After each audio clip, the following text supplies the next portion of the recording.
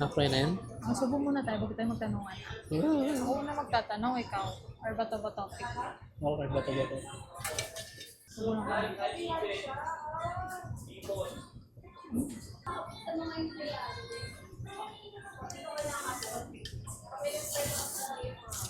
Subo lang kami guys, subo na kami.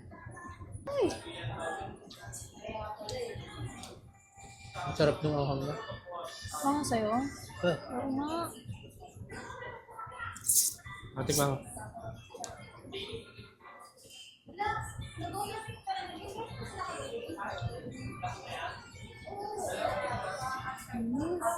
First question.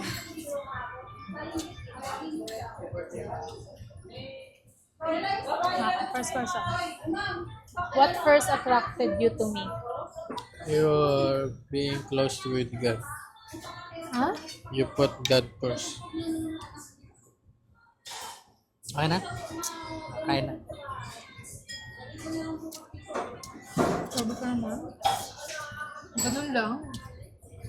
Yun lang. Wala na iba? Ang galing Wala nang tumugtog. 1, 2, 3 yun. Ang galing sa tumugtog rin kasi. Baka Tapos, maniwala ko lang. in love ako sa akin. Siyempre, yung passion niya. Tumugtog rin ba? Sana yan. Tapos, siyempre, matik na yun, maganda yun kapag Christian yun. Ano pa? Kasi, nahanap ko lang. Hmm? Hmm? Magaling rin magluto yun. Ba't ka gumagano? Bakit ba kasi? Relax ka lang. Galing magluto yun. Ikaw na. Ang tanong mo. Ang galing ito yung tanong ko.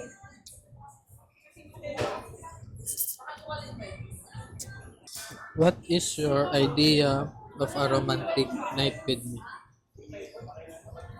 Totoo? Ha? Ang totoo? Wow. Hindi kasi tayo, hindi tayo palalabas eh.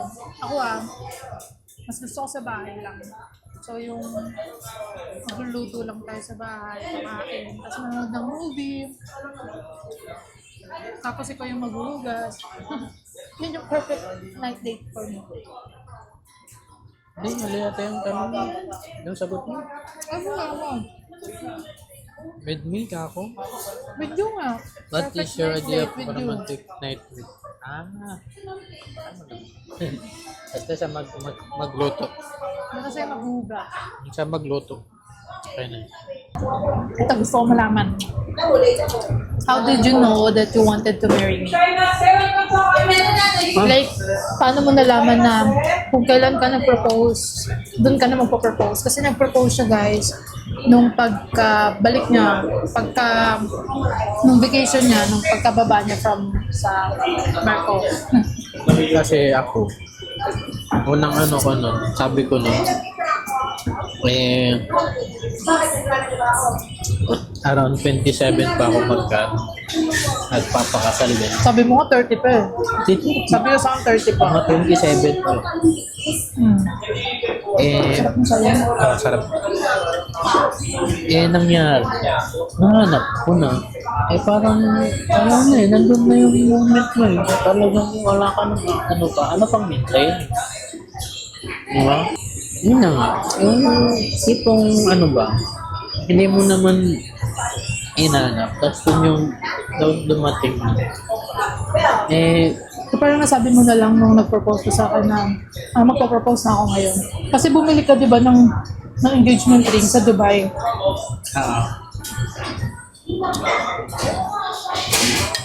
So nung naisipan mong bulin yon, naisip mo na din na pagdating mo magpa-propose ka na.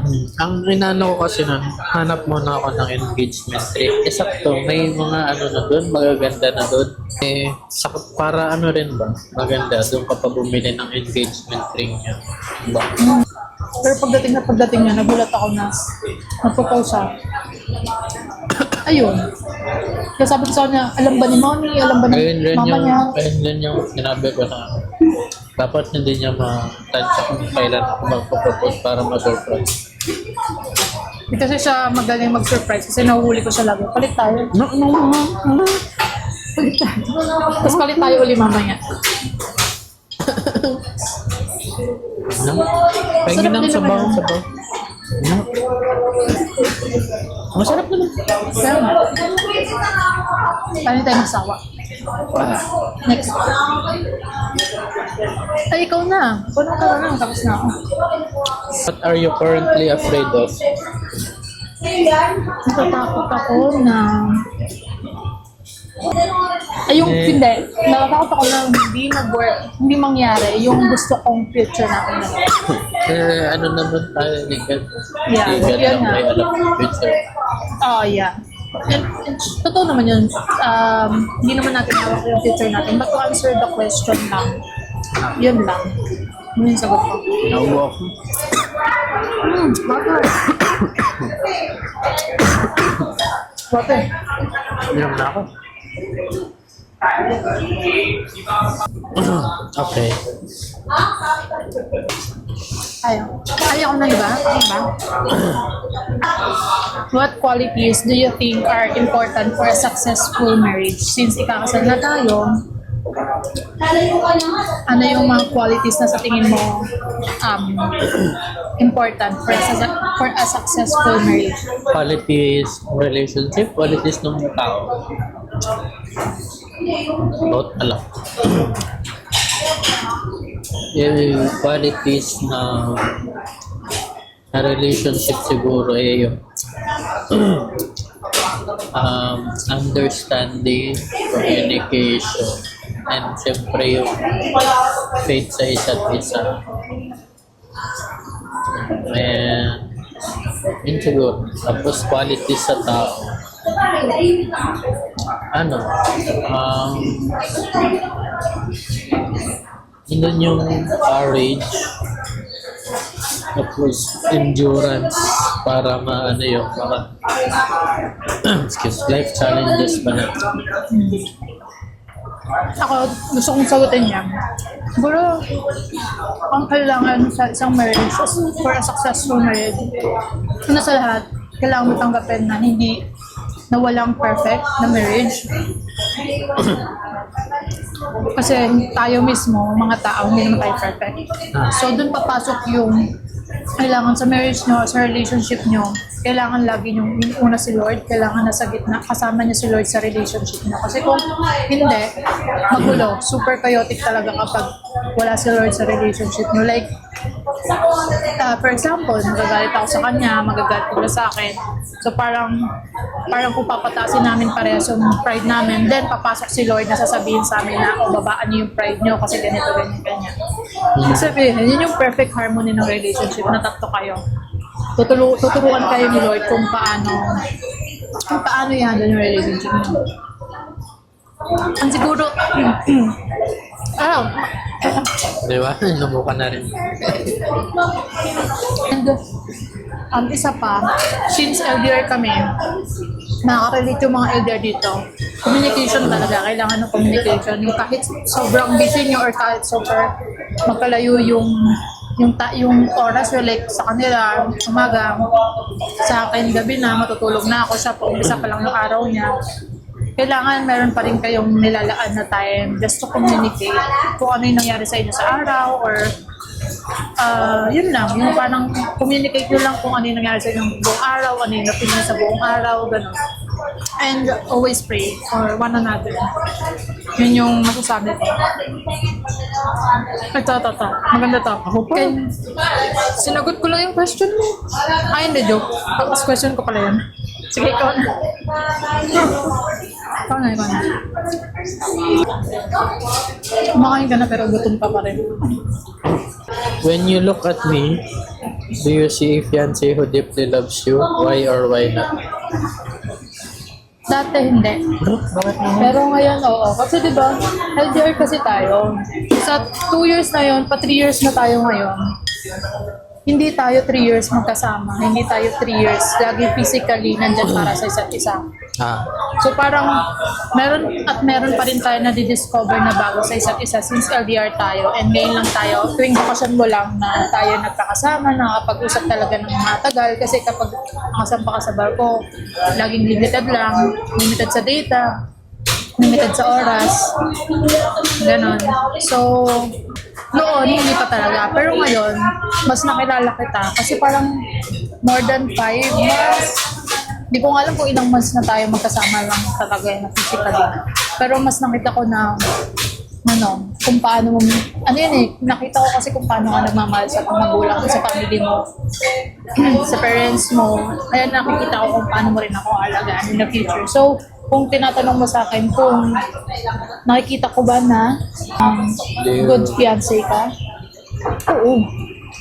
Oo. Next, can you share a favorite memory from our relationship? ay, siguro yung pinaka-on natin yung video rin siguro. Video call natin. Ayun. Ako din. Favorite part din is, kasi yun yung pinaka-unang ba? Like, yun yung confirmation sa end ko. Yun yung pinaka-unang ba, nag-worship tayong dalawa. Kasi to give you a background, guys. First video call namin, nagluluto ako ng ramen, then tumawag siya.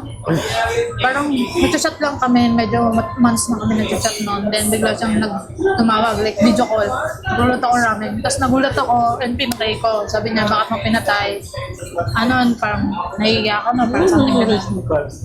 Oo, sabi ko, nagluluto ako ramen. Okay lang, papa ako na rin ganyan. Tapos pinanood niya ako kumain ng ramen, ganyan. Yun yung first video call namin. Ramen ba? Oo, kumain ako ramen. Korean ramen. Then, hindi Japanese ramen. Korean ramen.